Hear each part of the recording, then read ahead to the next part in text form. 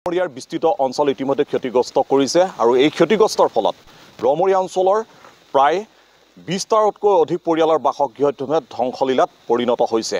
কেইবাখনো বাহন আৰু কেইবাটাও পৰিয়ালৰ কেইবাগৰাকী ব্যক্তি ইতিমধ্যে সৰুবৰ আঘাতপ্ৰাপ্ত হৈছে।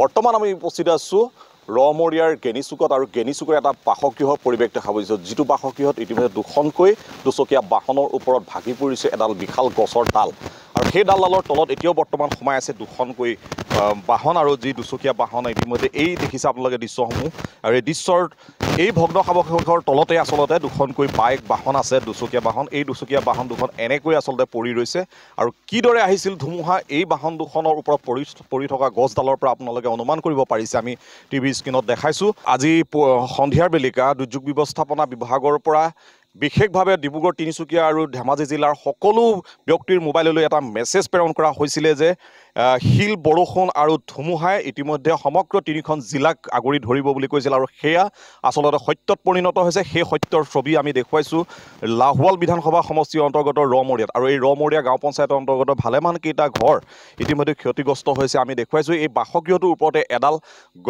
আম গছৰ ডাল বিশালভাৱে বাগৰি পৰিছে। পৰাৰ ফলত এই বাসগৃহটোত সেই সময়ত শুই আছিল সদস্য, আচলতে কেইবাগৰাকী সদস্য পৰিয়ালৰ সৈতে আমি সেই পৰিয়ালটোৰ গৰাকীৰ সৈতে কথা পাতিম। আপোনালোকৰ এই পৰিয়ালটোত কেইগৰাকী ব্যক্তি আছিলে? মোৰ ল'ৰা এটা আছিলে আৰু মোৰ ভতিজা ছোৱালী এজনী আছিলে, মানুহজন আৰু ভাইটি। আপোনাৰ ধুমুহা আহিব টাইমত আপোনালোকে শুই আছিলে নে খোৱা বোৱা কৰি আছিলে? কোনে বিচনাত পৰিবলৈ গৈছিলোঁহে। হয়, আৰু এই ডালডাল ক'ৰ পৰা আহি পৰিলে? সেইজোপা গছজোপা পৰা আহিলে ডাঙৰ কাষৰ গছ। আৰু এতিয়া আপোনালোকৰ বাইক দুখন দেখিছোঁ, বাইক দুখন আপোনালোকে কাৰ আচলতে? নিজৰ ভাইটি। আপোনালোকৰ বাইক।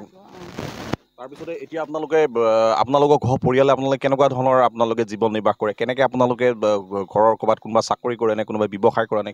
নাই, চাকৰি নাই, দিন হাজিৰা কৰে। কোনে কৰে দিন হাজিৰা? মানুহজনে কৰে, ভাইটিয়ে কৰে। ঠিক আছে, আমি ধন্যবাদ জনাইছোঁ। আচলতে এই মুহূৰ্তত পৰিয়ালৰ গৰাকীক সকলো কথা সোধাৰ সম্ভৱ নহয়, যিহেতু এটা দুখীয়া পৰিয়াল। আমি আপোনালোকক এই ছবিয়ে দেখুৱাইছোঁ যে আচলতে কি ধৰণে এই দুখীয়া পৰিয়ালটোক দিন হাজিৰা কৰা পৰিয়ালটোৰ বাসগৃহটো ইতিমধ্যে আধাতকৈও অধিক অংশ সহায় নিছে ধুমুহাৰ ফলত আৰু দুখনকৈ বাহন ক্ষতিগ্ৰস্ত হৈছে। আমি দেখুৱাইছোঁ।